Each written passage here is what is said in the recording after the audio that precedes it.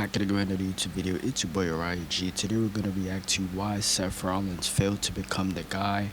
I'ma probably put the link in the description in the link. I have been noticing that the mic hasn't been picking up the audio for the videos, but hey, we're trying to adjust some stuff with that. But we're gonna react to why Seth Rollins failed to become the guy. Let's get right into the video. We have an advertisement. This happens every time we need to get a video editor or something like that. You know what I mean? Because if we don't have a video editor, we're just gonna have to keep doing raw footage. This one is skippable. Okay. Supposed to be the future of Seth Rollins was supposed to be the future of WWE. He had everything: the look, the charisma, the in-ring skill, and the backing of Triple H. By 2015, he had done it all: broken up the Shield, won Money in the Bank, and cashed it in at WrestleMania 31 to become WWE World Champion at just 28 years old. The first ever cash-in at WrestleMania. For a brief moment, it felt like Seth Rollins was unstoppable. But despite main eventing WrestleMania and holding multiple championships, he's never fully become the guy. Injuries, timing, and creative missteps would keep him from reaching WWE's ultimate spot. Chapter 1. Early career and NXT. Before WWE, Seth Rollins was known as Tyler Black in Ring of Honor, where he established himself as one of the best young talents in the world. When WWE signed him, he entered the developmental system, first in FCW, then in NXT. Here, he was immediately impressive. Rollins became the first ever NXT champion, showing fans and management that he could... I think my mic should be good now, as far as, like the desktop audio, as far as the video, not me, because I know y'all can hear me loud and clear. Someone had stated my mic sound messed up, so it's from the settings, because the computer with the video and whatever, I'm trying to figure that out, but I think it's picking up now. Carry a brand on his own, but WWE's main roster was a different challenge. Chapter 2, The Shield Era, 2012 to 2014. Seth Rollins debuted on the main roster in 2012 as part of The Shield. The Survivor Series match. Ryback, CM Punk, John Cena. Wasn't it? Was it John Cena? I forgot. But I done seen this match, a lot of times. They helped CM Punk retain his title. Alongside Roman Reigns and Dean Ambrose. The Shield was presented as mercenaries hired initially to protect CM Punk, but quickly became a dominant force in WWE. The group was a breakout success. They had perfect chemistry, compelling stories, and a clear us versus the world mentality that fans gravitated toward. During this time, Rollins' abilities were on full display. He could wrestle anyone, tell a story in the ring, and carry a high-pressure match with ease. Yet, even as part of the Shield, it was clear that Rollins was the most technically complete wrestler in the group. Roman had the look. And he was the leader, right? So, yeah.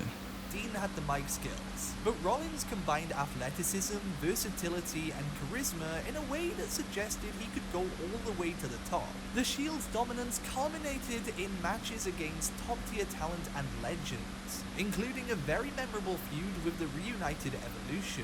Rollins often played a central role in these matches, showcasing his ability to handle the company's biggest stars while still telling a coherent story in the ring. It was the perfect proving ground, not only for his in-ring ability, but for his potential as a main eventer once the group eventually disbanded. Chapter 3. The future is now. In 2014, the Shield split, and WWE began positioning each member for solo stardom. While Roman Reigns was being groomed as the new face of the company, it quickly became clear that Seth Rollins was the one most prepared to carry WWE. His catchphrase at the time, "The future is now," perfectly encapsulated the company's vision for him. After the breakup, Rollins aligned himself with the authority. This heel turn was a pivotal moment. It allowed Rollins... Yeah, and now that I think about it, I actually enjoyed when Seth Rollins, the 2014, around this time, Seth Rollins as a heel, repackaged character, the redesign, is that the around this time? I know it was like the gimmick, the colors too, the gold and black colors. The when he was, but this is kind of before J&J Security, and then leading up to that, that was like 2015. Let's continue. To establish himself as a top antagonist while setting up one of the most memorable rises in recent WWE history. Rollins won the Money in the Bank contract in 2014, a guaranteed opportunity to challenge for the WWE Championship at a time of his choosing. WrestleMania 31 would be his moment. The match featured Brock Lesnar defending the title against Roman Reigns, who was being heavily promoted as WWE's next Golden Boy. However, fan reactions had already begun to clash with WWE's plans. Reigns' push was met with skepticism and rejection. Many fans were unsure who to root for, the over-pushed Lesnar or the fresh-faced Reigns, who fans felt was already being shoved down their throats. Brock had been champion for a long period, and audiences were craving something new. Rollins' cash-in during the main event was the perfect solution. It provided a shock. Yeah, the pop, it's like a new, not a new era. I mean, it's definitely a way to finish WrestleMania, because I don't think that's ever happened. A cash-in the end of the night during a one-on-one match leading to a triple threat, inserting himself into a match, being the Money in the Bank winner. Twist gave fans a new young champion and sidestepped the audience's rejection of Reigns. At just 28 years old, Seth Rollins had reached the top of WWE. For a brief period, Rollins seemed unstoppable. Yet, even at the peak of this meteoric rise, fate and circumstance would soon intervene, setting the stage for challenges that would prevent Rollins from fully claiming the mantle as the guy. Chapter 4, the 2015 injury. In November 2015, Rollins suffered a devastating knee injury during a house show, tearing his ACL, MCL, and Yeah, this put him out for almost, I think, 2 years or something like that. his meniscus. He had to relinquish the WWE Championship, halting the momentum he had carefully built. The injury wasn't just physical. It disrupted storylines, stalled his push as the top star, and gave WWE the opportunity to refocus on Roman Reigns as the company's new main character. By the time Rollins returned in mid-2016, the landscape had shifted. Chapter 5, Rebuilding and Challenges, 2016 to 2018. After returning from injury, Seth Rollins rebuilt himself in multiple ways. Rollins was booked as a dependable workhorse who could carry matches and elevate talent.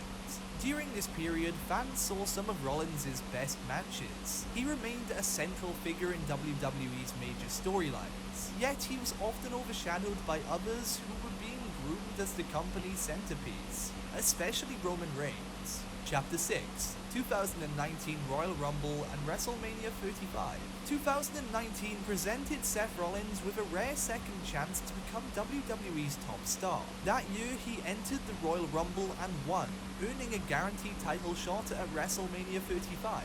At the time, Roman Reigns had stepped away due to leukemia, leaving a clear gap at the very top of WWE. Rollins' WrestleMania moment came against Brock Lesnar, one of the toughest opponents in WWE and someone he has history with. Beating Lesnar on this stage was meant to cement Rollins as the company's new face, a defining achievement that could finally place him at the top of the WWE food chain. However, there were complications. The official WrestleMania main event spot went to Seth's wife, Becky Lynch, the first ever. Alright, that was why Seth Rollins failed to become the guy. I know it's like 2 more minutes, but hey, it was a good video. We did most of it. I'm gonna make sure I put the link in the description and my description of the link. That was why Seth Rollins failed to become the guy. Tell me what you guys want to see next in the comments down below. I got more videos coming. Stay tuned. And yeah, Uriah out.